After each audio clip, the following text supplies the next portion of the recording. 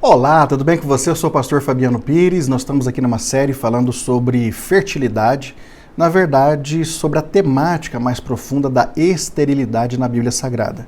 Para isso, eu escolhi 6 mulheres que na Bíblia são mencionadas como estéreis, mas que de alguma forma, depois de aceitarem o projeto de Deus, elas literalmente foram visitadas por um poder sobrenatural e por conta disso elas conseguiram ser férteis, colocando filhos nesse mundo, e eles fizeram realmente a diferença, e elas inclusive fazem parte do contexto de toda essa história que nós conhecemos, que é tão bonita, que é a história da Bíblia Sagrada.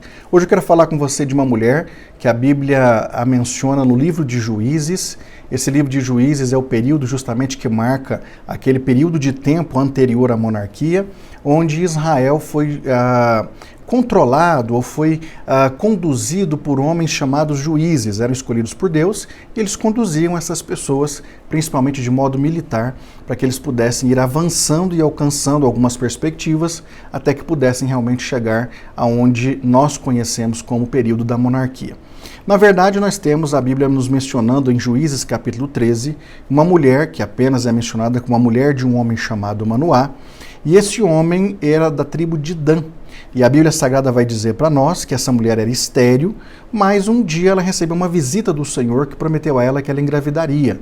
Só que essa criança que seria gerada seria um nazireu. O nazireu seria, na verdade, uma pessoa consagrada ao Senhor para fins específicos. Dentre tantas coisas, o nazireu, além de ser consagrado a Deus, evidentemente, não poderia comer ou beber absolutamente nada que viesse da videira, não poderia raspar a cabeça, não poderia se aproximar de um cadáver e muito menos comer coisas imundas, ou também se aproximar de coisas imundas. E aí a Bíblia Sagrada diz que essa mulher aceitou essa proposta do Senhor junto com seu marido e evidentemente ela veio a engravidar. E a Bíblia diz para nós que ela engravidou e deu à luz um rapaz. Esse rapaz recebeu o nome de Sansão, que se tornou um dos juízes de Israel, que fez inclusive um excelente trabalho dentro da perspectiva do que estava proposto para que ele fizesse. Na verdade, aqui então, quando nós vemos a história dessa mulher, nós podemos tirar algumas lições a respeito de fertilidade. A primeira questão é que nós temos que ter o desejo de ser fértil no reino de Deus. Nós temos que ter o desejo de realmente fazer alguma coisa em prol do reino.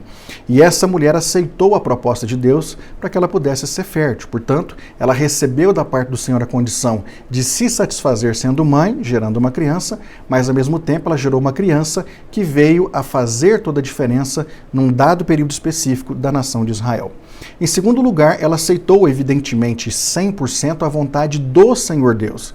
Não apenas no sentido de que ela viesse a gerar uma criança que posteriormente faria toda a diferença nessa nação, mas também ela acabou tendo que também participar desse contexto do nazireado dele, uma vez que ela também acabou não podendo comer nem beber nada que viesse da vide e nem estar perto de coisas impuras, porque isso fazia parte do protocolo de então.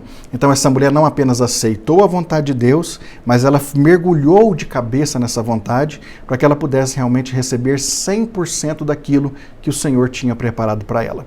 Depois disso, nós também vemos que o Senhor Deus, a partir do momento que ela aceita essa proposta, ele revela o propósito dele, entretanto não revela o futuro. Ou seja, Deus tinha planos meticulosamente preparados, mas na verdade ele não revelou esses detalhes, justamente porque se nós todos que estamos nessa lida de fazer a vontade de Deus, soubéssemos aquilo que está à nossa frente, consecutivamente pode ser que nós não iríamos enfrentar as situações, porque normalmente são muito complexas. Mas essa mulher aceitou, enfrentou e realmente hoje a sua história, a história da sua família, fazem parte justamente da história bíblica, e isso é muito preponderante. Depois disso, a Bíblia diz então que esse moço nasce, o Sansão, e ele cresce e ele se torna um juiz para Israel. A Bíblia diz que Israel já estava subjugado sob o poder de uma outra nação, principalmente dos filisteus, e isso já por 40 anos. E a Bíblia diz que Sansão julgou Israel por 20 anos, protegendo Israel, principalmente dessas investidas dos filisteus. Ele tinha sobre si, inclusive, uma força sobrenatural, todo mundo sabe disso, e essa força sobrenatural, ela vinha não de outra fonte que não do próprio Deus.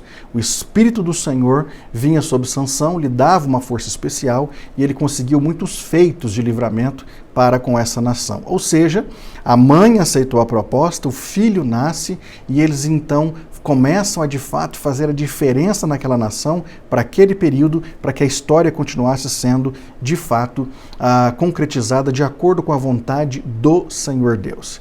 E ainda nós precisamos entender que através dessa história nós temos que também nos colocar à disposição de Deus para que sejamos canais de bênção para as pessoas.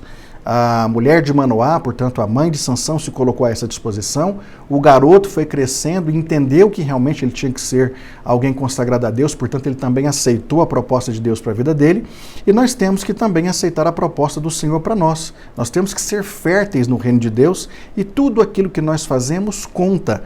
Muita gente menospreza o seu trabalho no reino achando que é muito significante. Mas eu quero dizer para você que todos nós temos a condição de frutificar em prol do reino e todos esses frutos vão contar muito. Basta que nós, de fato, venhamos a nos disponibilizar para isso.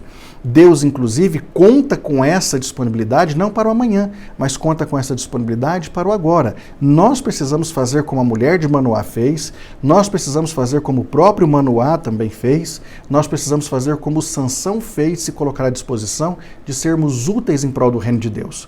Todos nós temos que ser férteis. E se nós quisermos ser férteis, Deus nos dará com certeza essa condição de gerar essa fertilidade para que possamos realmente fazer a diferença e que o Senhor seja, evidentemente, glorificado por intermédio das nossas vidas. Que todos nós sejamos, então, férteis. Deus te abençoe.